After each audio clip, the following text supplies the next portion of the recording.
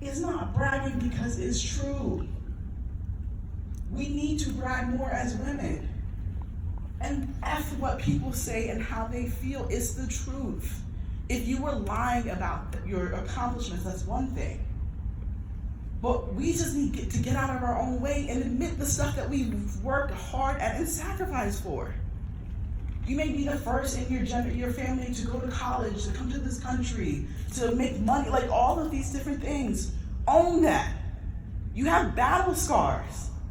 And you've rewarded yourself for those battle scars. Because the unfortunate reality of what's happening is that you're being passed up for opportunities.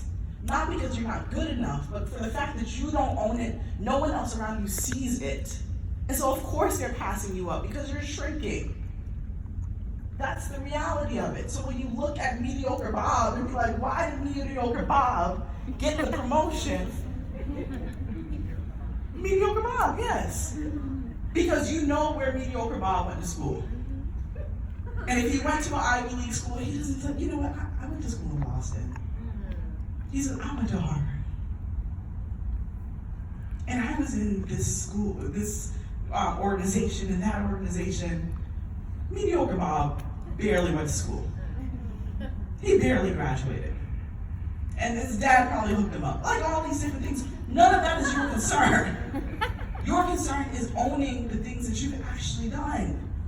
That's it. I just want us as women to do that. Because then when you do that, you're powerful. But we don't own the things that we do.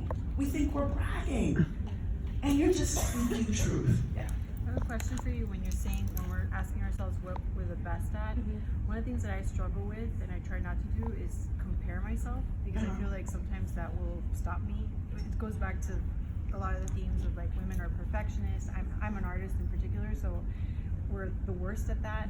And how can you, when you say the best, are you asking us to think of what we love to do or what we genuinely are very good at and can make a living at? What are you the best at? Like, cut all the BS. No, seriously, right? but is it like, Y'all didn't come for me to sugarcoat today, right? Amen. Didn't stay until 5 o'clock to do this. What is it for me personally? for you? I think The thing that you don't want to say out loud, that you're kind of like circling around, what is that thing? Because that's it. And I'm not saying like this thing is final, right? When you say that you're an expert at something, that doesn't mean that you're not still a student. Like, that's very important for us to understand. We are all going to be lifetime learners. It may morph into something else once you finally settle on that thing. It may morph. But you gotta settle on something. Because you're confusing yourself and you're confusing other people around you. And you are not getting the things that you want out of life because you cannot answer that thing for yourself. There is no right or wrong answer to that. We don't know each other, but we know each other, right? Come here, Nana. You bet. And that. So if you say, you know what, Felicia, I did this exercise at DoorDash not too long ago. And one of the ladies said, I am an epic expert at dinner parties. I love them. I host them every single day of the week. There is nobody else in the world that hosts a better dinner party than me.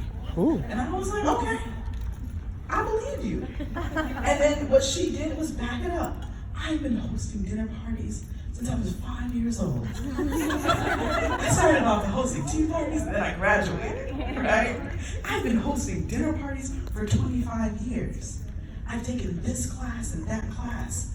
I have hundreds of friends and families and colleagues and even strangers that will vouch for me and say that I host the best dinner parties in the world.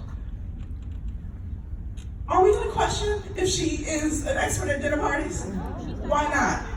She sounds confident. Showed her receipts. Because she showed her receipts and she convinced us.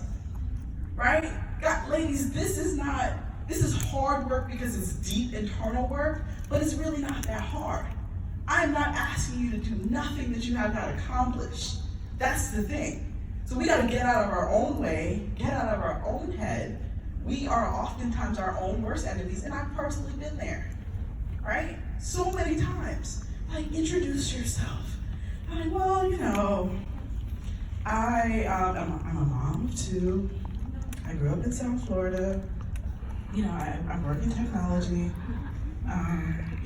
That's about it.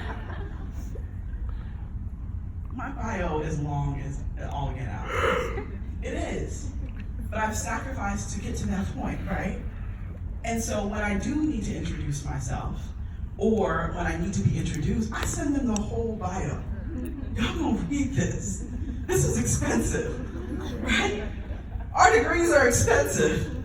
Your education, your continuing education, all these things are expensive. Your battle scars, these things are expensive. They cost you money, they cost you time. They cost you effort, they cost you heartache. And if you are truly sacrificing to get to your dreams, it costs you relationships, it may cost you marriages, it cost you friendships. These things have cost us. And so you got your receipts. You got your proof that you've gone through the battle scars, that you've done this thing. And the world needs to see who you are. We are at a really interesting time in this world, ladies. We don't have time to shrink. That ends today. It ends today. Can we say it ends today? It ends today. All right.